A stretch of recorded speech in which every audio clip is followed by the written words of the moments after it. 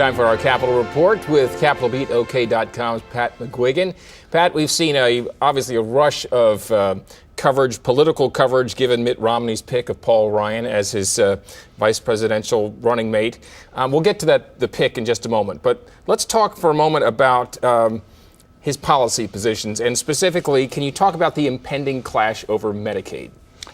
Yeah, here in Oklahoma, what's intriguing, and this is a subset of a national debate, but it's, I think, particularly sharp here, is the dramatic difference in some of the assumptions between one end of the spectrum and the other end of the spectrum among guys that, are usually arguing over the same numbers. In this case, they're arguing over different numbers about the impact of the Affordable Care Act, ObamaCare as people often call it. It's like they're arguing about a different set of facts, and it doesn't look like there's a whole lot of room for compromise once the legislature and the governor and others start dealing with policy implications this winter. Okay, then, so what are the, say, dueling banjos of opinion on this? That's a good way to put it. You've got Jonathan Small of the Oklahoma Oklahoma Council of Public Affairs, who is a serious student of these issues, and he projects, he looks at taxes, first of all, holistically. He doesn't do the separation of federal versus state, because he says a tax is a tax and increased spending is increased spending. Anyway, his analysis is very dramatic, and he's not alone, but he projects like 11 billion, with a B, dollars by the time of full implementation a decade from now. And then there's a lot of details to that position. It's a credible view. The flip side comes from people like Mike Fogarty within the government, the Oklahoma Health Care Authority, who's not dramatically different in his analysis than David Blatt of the Oklahoma Policy Institute. And they're saying, no, they're using Congressional Budget Office, part of the CBO analysis, an important part, to reach the conclusion that over time, at least, upon implementation, it will save hundreds of millions of dollars for Oklahoma, and they buy into the CBO and Obama administration projections that Medicaid spending will go down substantially over time as a result of all the changes that are in the law. How do you reconcile them? I don't know. It's going to be a very crucial debate, and the governor is punted for now. Yeah. You can assume she'll wake up Wednesday morning after the election in November, and they'll have some kind of a plan to grapple with it in that 2-month period before the new administration, one way or the other.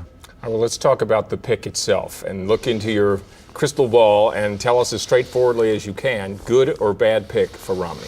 Good for now, and I kind of suspect it locks in that this is a close, competitive election, because I believe that the choice of Paul Ryan solidifies the conservative base for Mitt Romney. And interestingly enough, he still needed to do some things to assure that. He's been campaigning with the right kinds of themes. He's been pretty aggressive, not a whole lot of fumbles. But the vice presidential choice, we've said before, was going to be crucial, perhaps dispositive. A lot of people forget that the selection of Sarah Palin at the time of the convention 4 years ago by Senator McCain actually did solidify the conservative base. And then she had some problems as the campaign went along. I think this at least achieves that, and it achieves it in advance of the convention, and it even helps with the Ron Paul constituency. So, and by the way, Medicaid, of course, Ryan, as you pointed out, is a true blue conservative and very thoughtful on these issues. And his plan on the Medicare side of the healthcare equation, is more moderate than the administration's because of the mix and match they do between Medicare and Medicaid spending. And that's kind of intriguing. Okay, and so is the Ryan budget going to be a campaign issue? Here's what, it's very interesting.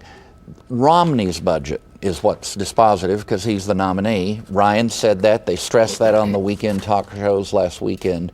Having said that, the Democrats are working very hard already to put the focus on Ryan's budget. I think they might be surprised because of the unease in the country about deficit spending. They might be surprised how many points that actually gains Romney that he picked Ryan. But the focus of the Romney campaign and their advertising is going to be on his budget, which is different, but it's still a dramatic approach to try to get entitlement spending and other categories of spending under control. It'll be interesting to watch how this plays out. And of course, you can read more about these and other topics at CapitolBeatOK.com. For Pat McGuigan, I'm Alex Cameron. Have a great day.